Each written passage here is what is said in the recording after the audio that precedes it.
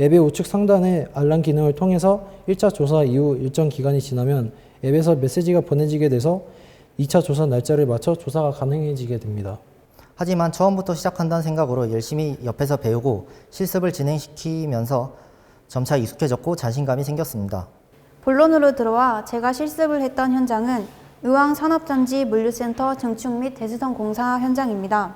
브레이커를 사용했을 경우에는 79.5dB이 나왔지만 같은 위치에서 와이어솔을 이용한 결과 58.26dB이 나왔습니다.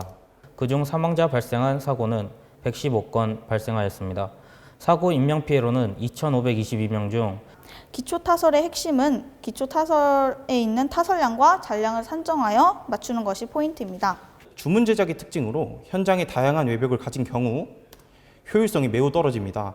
과거의 건설 현장과는 달리 QR코드를 활용해서 품질 관리를 시행하고 있었습니다. 실내 작업 중 산소와 LPG를 묶어놓지 않고 작업을 합니다. 두 번째로는 실외 작업 시 안전 펜스를 안 치고 작업을 합니다.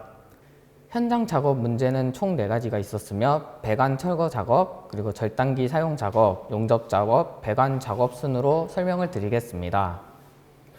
재료 분리가 일어나는 원인으로서는 비빔 시간 지연, 운반 지연, 타설 불량, 다진 불량이 있습니다. 다음은 할석, 사춘, 명가리, 견출로 이루어집니다. 자연재해로 인한 사고 사례입니다.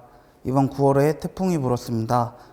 이로 인하여 과다한 자재 발주, 공기 지연, 시공 오류라는 대표적인 문제가 발생하게 되는데 작업 간 문제가 발생 시 즉각적인 수정 및 보완으로 다음 작업으로의 딜레이를 줄일 수 있을 것이라 판단되었습니다.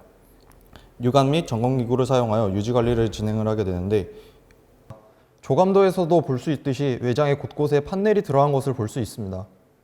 타워크레인과 휴대전화의 활용으로 생각을 했습니다. 위험성 저하, 편리함, 업무 효율의 증가를 중점으로 생각해 보았습니다. 타설 과정에서 미장이 중요한데 바로 세역선을 이용한 STF 공정이라고 생각합니다. 공사명은 주거 환경 개선 사업 중 철거 공사이고 철거 규모는 총 453동입니다.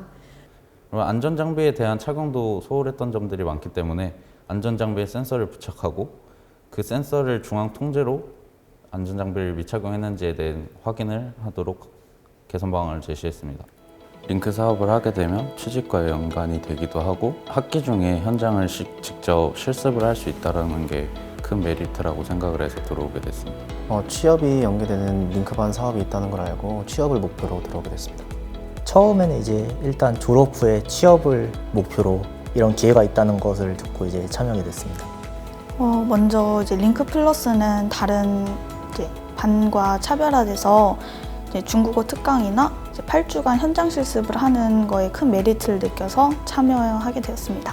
네, 좋은 기업에 실습을 참여할 수 있고 또 취업으로 연계될 수 있다는 점에서 지원했습니다. 책으로만 배웠던 건축을 현장에서 다시 한번 배우고 직접 경험하고 느껴보는 과정은 저에게 흥미로서 다가왔고 그런 흥미는 제가 이 직업을 앞으로 하고 싶다는 그런 동기로서 다가왔습니다. 현장 그리고 도면에 괴리가 있었다는 것을 직접 느끼고 그걸 보완할 점을 만드는 방법을 배운 것 같아서 더 좋은 시간이었던 것 같습니다.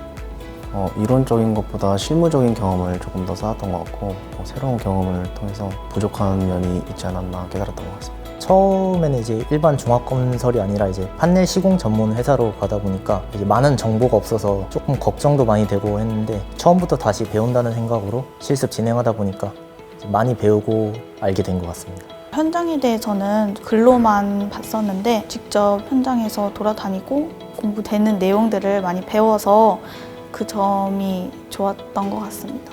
우선 회사 입사 후에 조직의 분위기에 적응할 수 있도록 열심히 노력하면서 경험과 경력을 좀 쌓다가 훌륭한 건축 기사들을 양성할 수 있는 베테랑 기사로서 성장하고 싶습니다. 이제 입사를 하게 되었는데 당당히 이제 자리 잡고 사원으로서 이제 임무를 다 수행할 생각입니다. 후배들에 대해 본받을 수 있는 멘토가 되고 싶습니다. 또 쉽게 실습을 할 수 있었던 것 같습니다. 앞으로 이제 건축 시공 분야에서 건축이란 이름을 달고서 열심히 업무를 수행할 수 있을 것 같습니다. 저희 최종 목표는 현장 소장을 목표로 하고 있고요. 현장 소장을 하기 위해서는 꾸준한 노력과 공부가 필요할 것 같습니다.